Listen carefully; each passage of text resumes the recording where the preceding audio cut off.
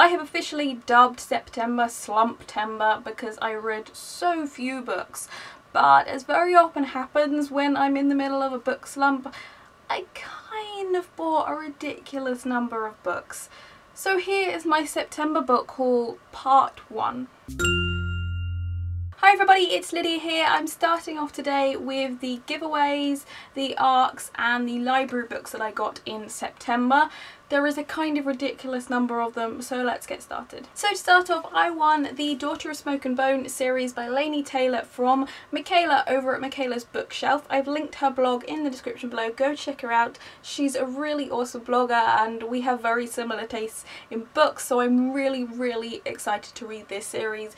Everyone always raves about it and yeah, I just haven't got around to it yet, so I cannot wait to start this series. Next up, I won True Fire and True Dark by Gary Meehan from Le Chouet blog on Twitter.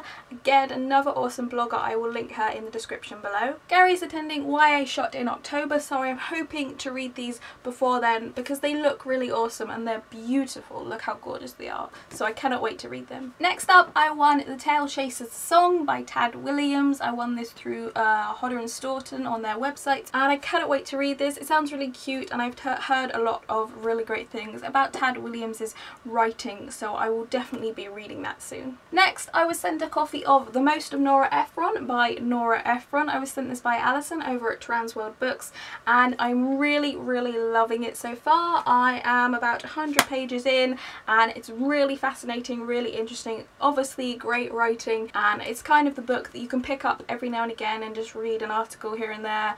I'm really enjoying it, as you can see by the number of post-it notes that are already in it. Next, I won a copy of The Black Country by Kerry Hadley Price. I won this from Salt Publishing on Twitter, and this is a thriller and it's basically about these two people who end up thinking they've killed someone, and it's a whole thriller mystery. Did they not do it? They don't really know, but it sounds really fascinating. I mean, it's quite short, but I'm really looking forward to checking this out. Next up, I was sent a copy of The Deep by Nick Cutter. I was sent this by Headline to review and I cannot wait to check this out because it's basically about there's some kind of plague infecting the world and it's making everyone forget everything basically until they discover that there is this thing at the bottom of the sea, some unknown substance which can heal this memory loss. So I'm really fascinated about this and I cannot wait to try it out. I will definitely be reviewing that soon, so be on the lookout for that. At the start of this month, Hotkey Books moved offices, and when they were moving they decided to get rid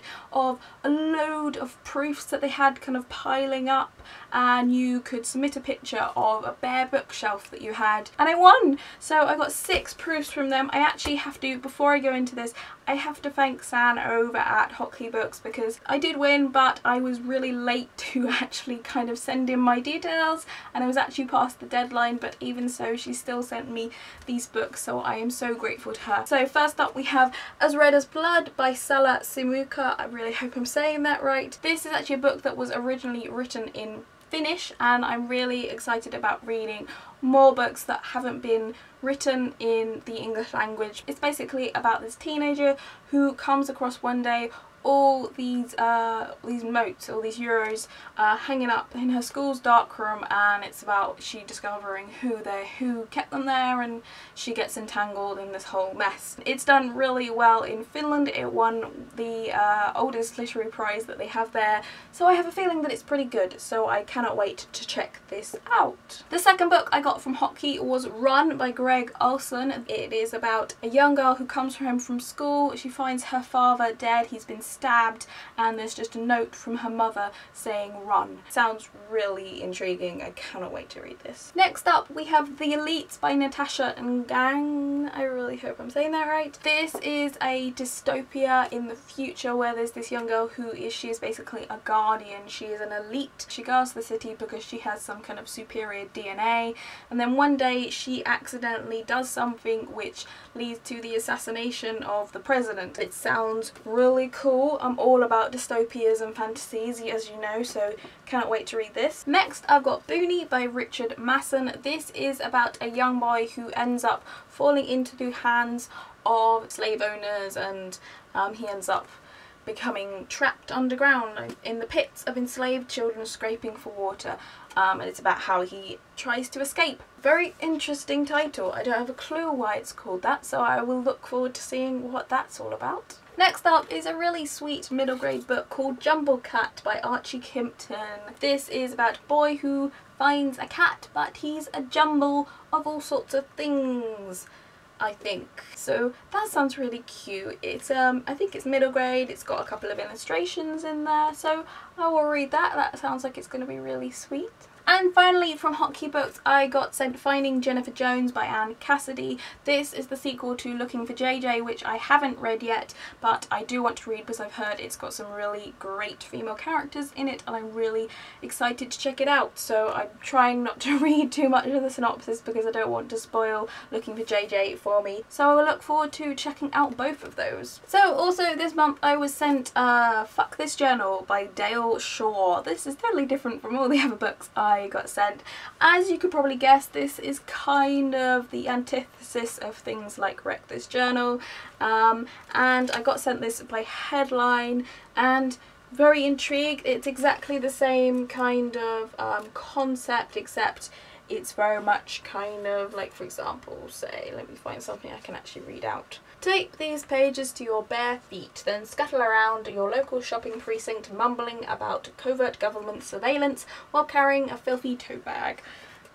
So it's kind of the total opposite of Wreck This Journal. I'm fascinated by it. Yeah, it's a very strange idea for a book, honestly. I find it a very strange idea for a book, but I was intrigued enough to request it from Headline, so I will definitely be reviewing this in the next couple of weeks, so look out for that. Also this month, a book that you've already actually seen, I got sent a copy of The Dark Crystal by A.C.H. Smith, which is based on the Jim Henson movie of the same name. I got this in my Prudence and the Cow subscription box.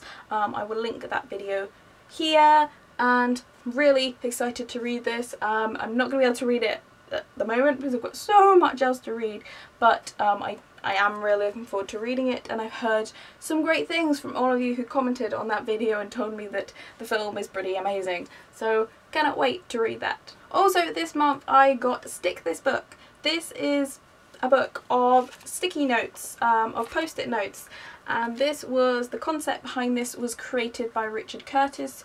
Of course, brilliant film director, producer, but also he helped create Comic Relief and Red Nose Day in this country, which for those of you who don't know is just a massive charity thing. They've raised billions and billions for charities all over the world, and he created this with Neil Gaiman. And it's basically a load of post-it notes, and you go around and stick them around, and it's for the Global Goals campaign. So for example, there's one here that says, "This household is committed to ending climate change because while we all like sunshine, we like melting polar ice caps less." And all the post-it notes kind of cover those campaigns. There's everything from social issues to environmental issues to ending war and poverty and everything, and you stick them around all over the place. I think I'm going to take this with me to London in a couple of weeks. I'm going up for a penguin thing, so I think I'm going to take this with me and stick it around. I thought it was just a really clever concept, and I really liked the idea behind it, and all the money raised from it goes to Global Goals campaign, so yay. So those are all the books that I was sent or won over the past month. I'm really excited about all those books. I hope you enjoyed that part 1 of this book haul. There are going to be 2 more parts because I just have so many books this month, but check out those in the coming days. I will see you again soon, but until then, bye!